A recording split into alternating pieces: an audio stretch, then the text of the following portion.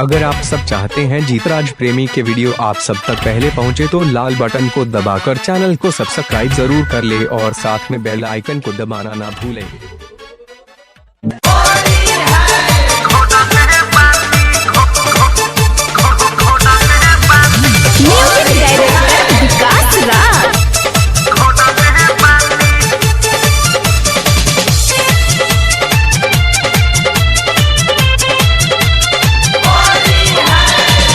डाले खाती डांगा महा छटक दे भौजी घोड़ले पानी ए हो भौजी डाले खाती डांगा महा छटक दे भौजी घोड़ले पानी तू हदे फेदा में पीछा काटी तीन गो खोदले पानी तू हदे फेदा में पीछा काटी तीन गो खोदले पानी डाले खाती डांगा महा छटकदार भौजी घरले पानी डाले खाती डांगा महा छटकदार भौजी घरले पानी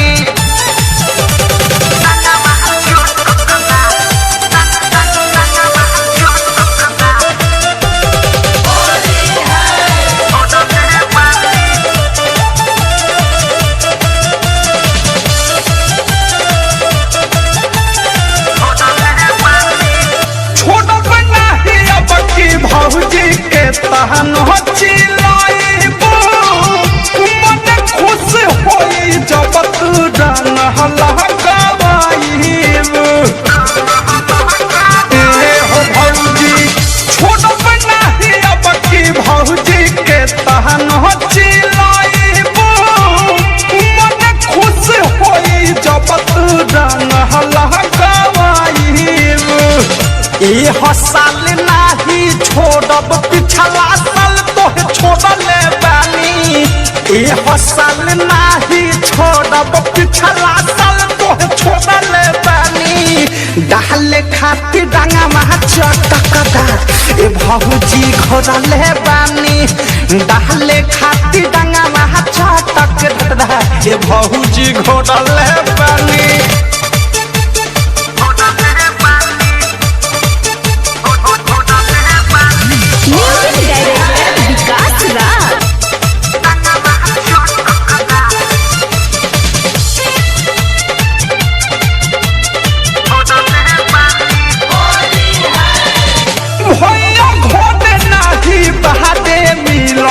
बासुपाद हो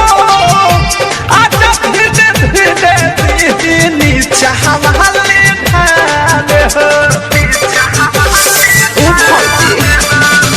भैया घोटे नहीं बहादे मिलल बासुपाद हो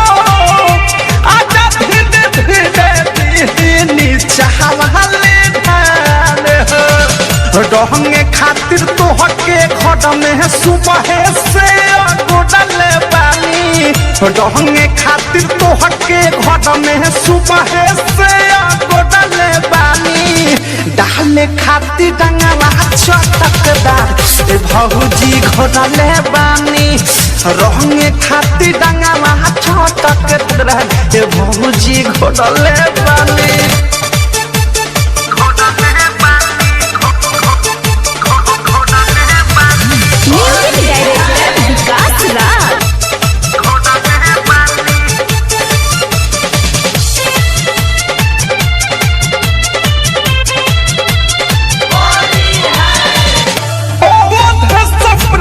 से ना होई कवन मिसिंग